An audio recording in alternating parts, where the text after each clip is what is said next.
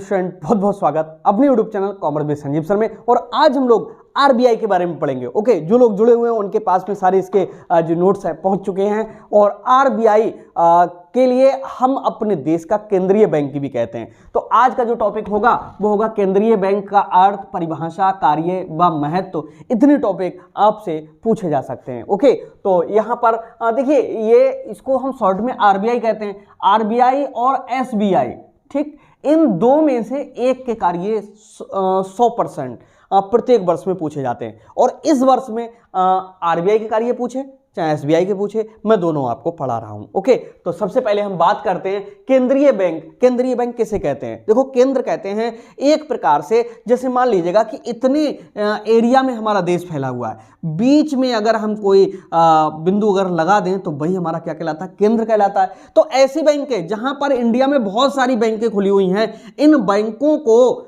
Regulate करने के लिए जो एक मुख्य बैंक होती है वही हमारी कौन सी बैंक कहलाती है? केंद्रीय बैंक कहलाती है। तो उम्मीद है समझ गए होंगे कि केंद्रीय बैंक क्या होता है। इसको हम सेंट्रल बैंक भी कहते हैं, लेकिन यहां पर हम सेंट्रल बैंक नहीं कह सकते इसके लिए, क्योंकि इसका नाम ही रिजर्व बैंक ऑफ इंडिया रख दिया गया है। और इसकी स्थापना 1 अप्रैल 1935 को हुई थी। ठीक है, और इसका क्या उद्देश्य था, ये सब हम चीजें पढ़ेंगे। तो कुल मिलाकर के भारतीय रिजर्व बैंक ऑफ इंडिया हमारे देश का जो है केंद्रीय बैंक है। और वर्तमान समय में सभी बैंकों पर नियंत्रण, सभी बैंकों के लिए नियम बनाना, सभी बैंकों के लिए सलाह देना, सभी बैंकों में प्रशिक्षण देना, ये कार्य किसका हुआ है?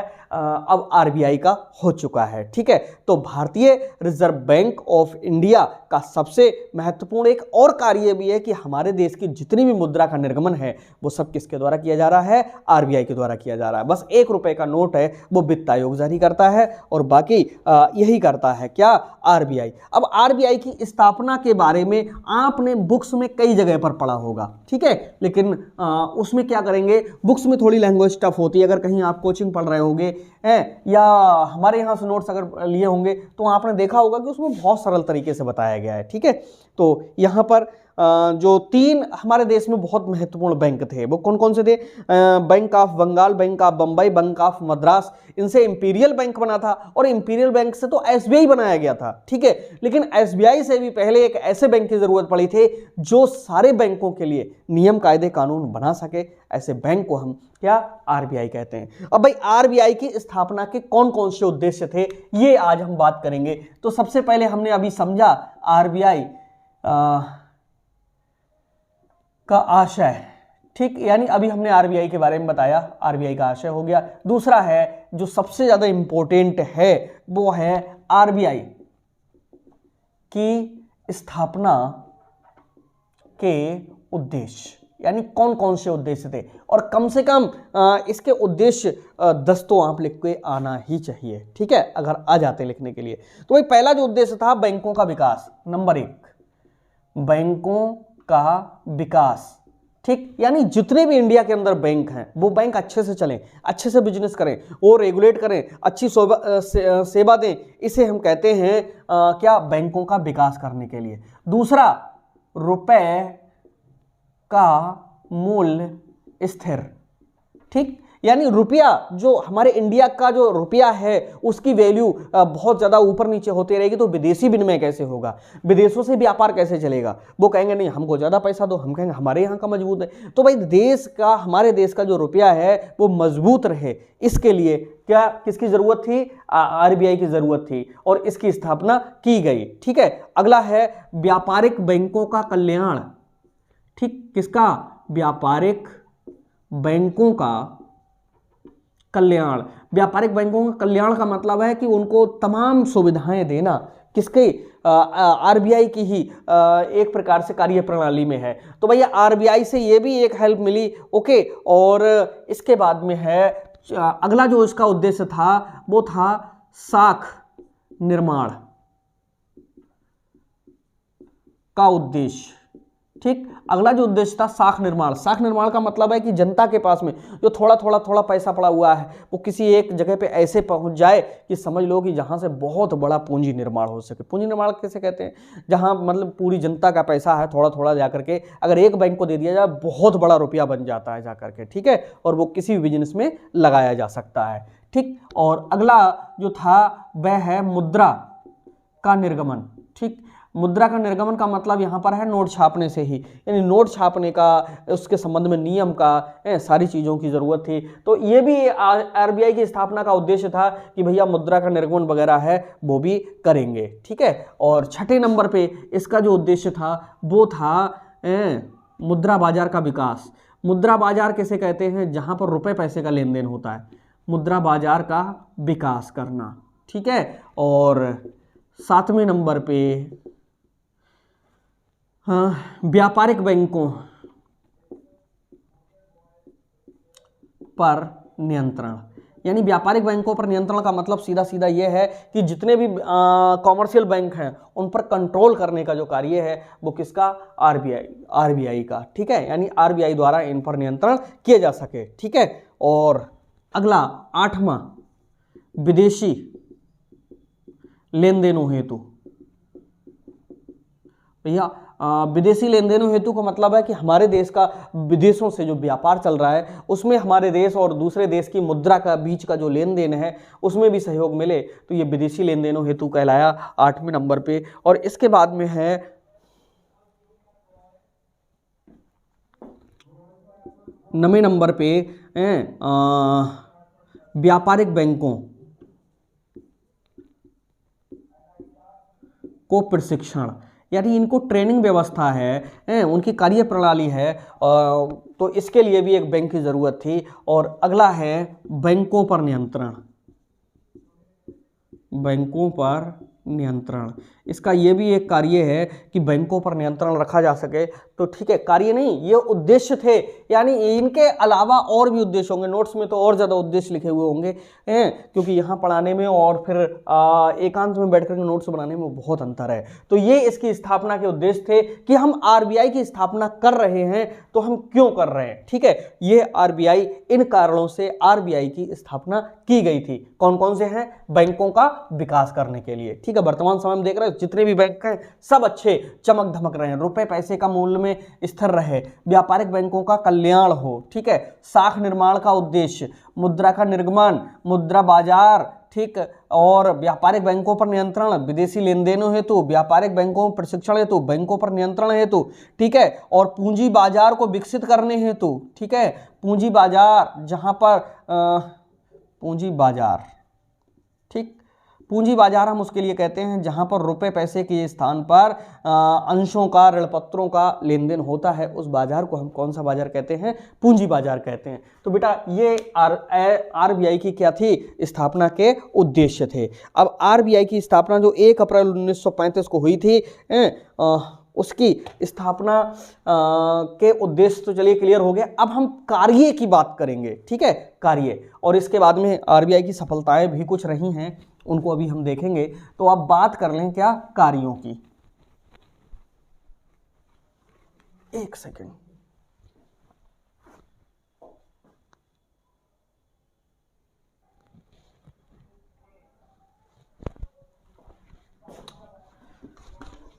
चलिए अब हम बात करते हैं आरबीआई के कार्यों की। ठीक है। चलिए, आरबीआई के कार्य बहुत इंपॉर्टेंट है। ठीक है।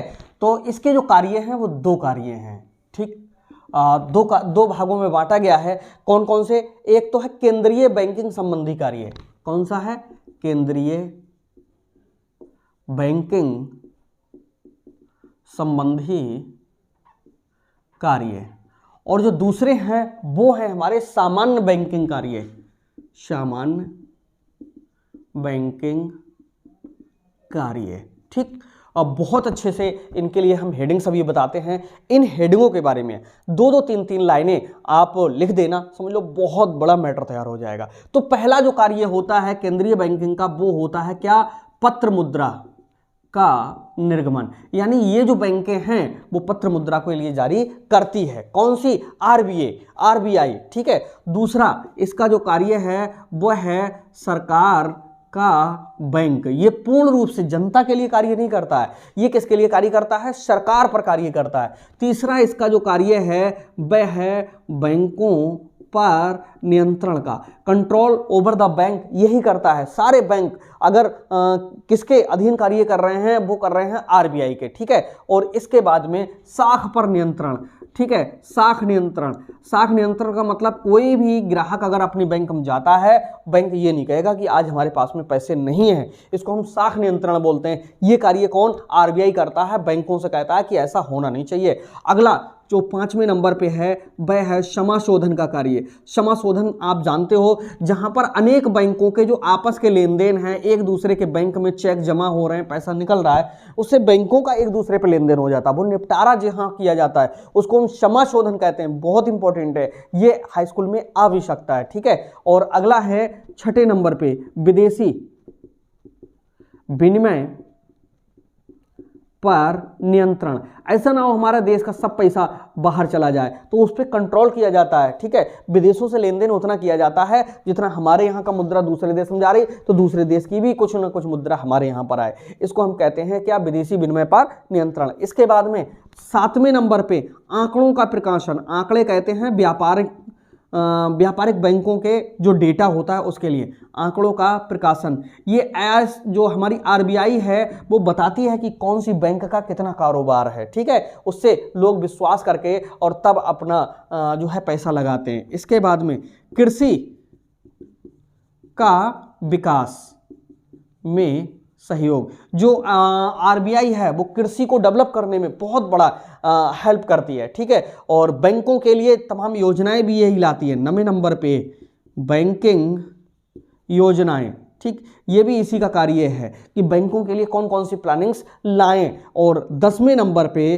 प्रशिक्षण कार्य, जितनी भी ट्रेनिंग्स वगैरह हैं वो सब कौन? आरबीआई देता है, ठीक है, बैंकों के लिए। अब सामान्य बैंकिंग कार्य कौन कौन से हो गए? नंबर 1 होता है जमाएं करना। जमाएं किससे करेंगे? ये जनता से तो करता नहीं है, बैंकों का धन जो आरबीआई है वो अपने पास जमा करता है, ठीक है। और नंबर 2 ऋण देना। जो बैंकें हैं वो भी अगर ऋण लेती हैं, लोन लेती हैं, तो किससे लेती हैं? आरबीआई से लेती हैं, तो आरबीआई क्या देता है? लोन देता है, ठीक है। और नंबर 3 विनिमय बिलों का लेन देन। जो आरबीआई है वो विनिमय बिलों का भी लेन देन करता है। विनिमय बिल कहते हैं वो अदला बदली में जो बैंकों के बिल लगे हुए होते हैं, ठीक है। और इसके बाद में कृषि बिलों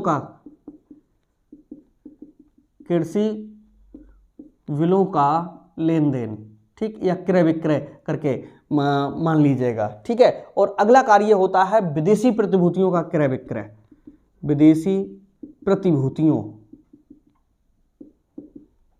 का क्रय विक्रय, ये इसके कौन से सामान्य कार्य हैं?